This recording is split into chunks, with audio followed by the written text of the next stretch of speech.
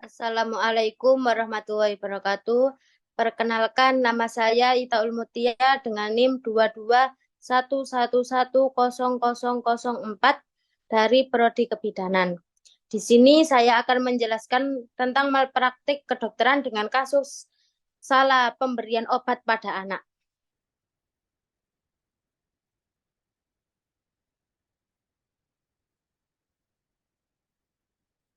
Salah pemberian obat pada anak.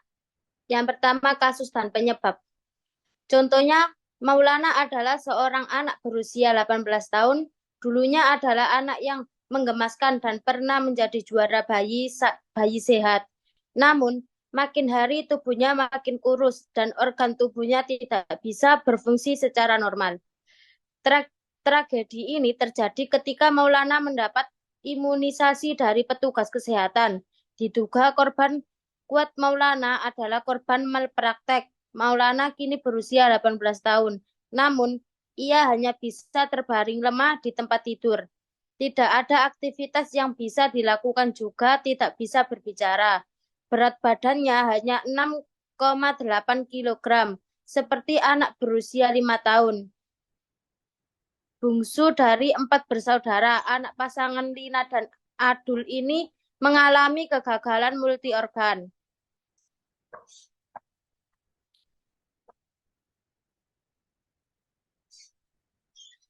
Tragedi ini bermula saat usianya 45 hari. Seperti balita pada umumnya, Maulana mendapat imunisasi dari petugas dinas kesehatan. Petugas memberikan 3 imunisasi sekaligus, yaitu imunisasi BCG, imunisasi DPT, dan imunisasi polio. Namun setelah 2 jam menerima imunisasi, Maulana mengalami kejang-kejang dan suhu tubuhnya naik tajam sehingga orang tuanya panik dan langsung membawanya ke rumah sakit. Namun, kondisinya justru makin memburuk. Setelah 5 hari dirawat, Maulana malah tidak sadarkan diri. Selama 3 minggu, sejak itu tubuh Maulana selalu sakit-sakitan dan hampir seluruh organ tubuhnya tidak berfungsi normal.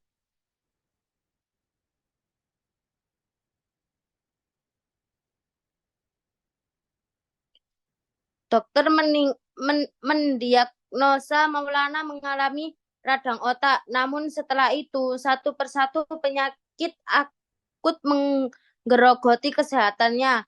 Makin hari, badannya semakin kecil dan mengerut. Maulana sering mengalami sesak nafas dan kejang-kejang.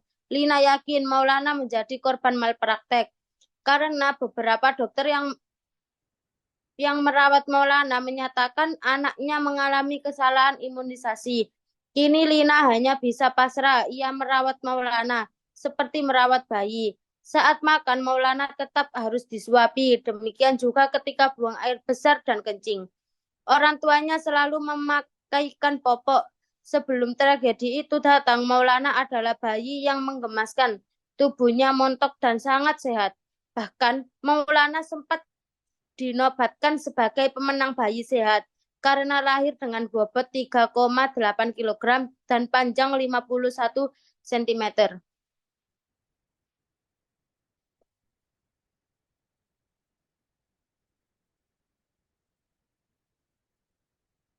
Sementara itu, Lembaga Bantuan Hukum Kesehatan meminta pihak pemerintah bertanggung jawab atas kasus yang menimpa Maulana. Menurut Direktur LBH Kesehatan, Iskandar Sitorus, kasus dengan malpraktek yang menimpa Maulana mencerminkan lemahnya tergantung jawab pemerintah. Dalam hal ini, Departemen Kesehatan, aturan atau kebijakan yang diterapkan sudah kadaluarsa. Sementara hingga saat ini publik sendiri masih menunggu kapan akan disosialisasikan rancangan undang-undang tentang pasien. Jika UU Pasien sudah ada, diharapkan tidak akan ada lagi Maulana-Maulana lainnya. Ketua Umum Ikatan Dokter Indonesia, Fahmi Idris, menyatakan profesi dokter diikat oleh sebuah etika profesi dalam sebuah payung Majelis Kode Etik Kedokteran atau MKEK. Seorang dokter dapat dikatakan melakukan pelanggaran saat praktek jika sudah dibuktikan dalam suatu sidang Majelis Kode Etik.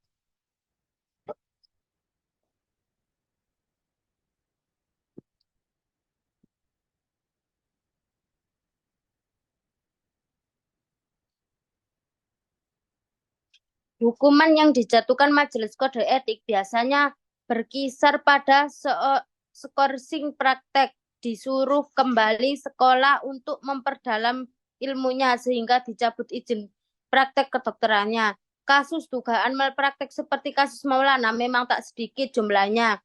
Beberapa kasus yang sempat terangkat ke masyarakat umumnya terjadi setelah pasca imunisasi, operasi, bahkan tak jarang setelah si pasien berobat ke ahli kesehatan karena sebelumnya diindikasikan menderita suatu penyakit. Seperti hanya kasus-kasus sejenis. Kasus Maulana pun membutuhkan waktu berbulan-bulan, bahkan bertahun-tahun, duduk di kursi persidangan untuk memperoleh keadilan. Dan ironisnya perdebatan sangat menyoal kasus dugaan malpraktek di pengadilan hampir dipastikan berakhir dengan bertambahnya sakit hati bagi sang korban. Sakit hati karena kasusnya tak bisa diteruskan atau bahkan ditolak majelis hakim karena kurang lengkapnya data pendukung LBH Kesehatan sebagai wadah bantuan hukum bagi mereka yang merasa abaikan haknya oleh oknum aparat kesehatan memiliki data yang tidak sedikit. Saat ini saja LBH Kesehatan membantu menangani 58 kasus dugaan malpraktek di sejumlah wilayah Indonesia. Sementara kasus yang telah dilaporkan di sejumlah aparat hukum mencapai 130 kasus. Namun ironisnya hanya sedikit kasus dugaan malpraktek yang maju ke meja hijau yang menang dalam persidangan.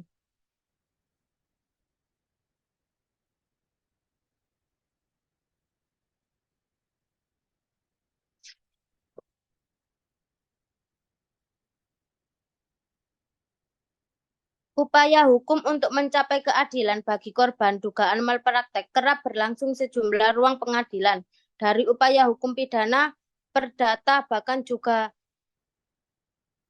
hingga atau tata usaha negara.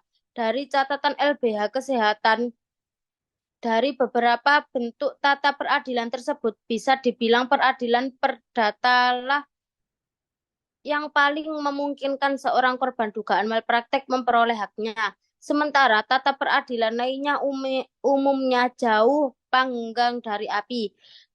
Pertanyaannya sekarang, mengapa sejumlah kasus dugaan malpraktek yang bertarung di pengadilan pidana padahal mereka jelas-jelas menjadi korban?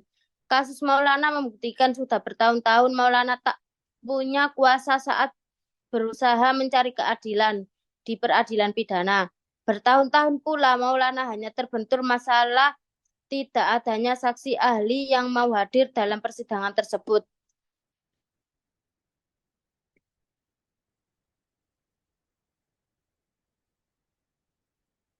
Terima kasih. Sekian, kurang lebihnya saya mohon maaf. Wassalamualaikum warahmatullahi wabarakatuh. Yeswi.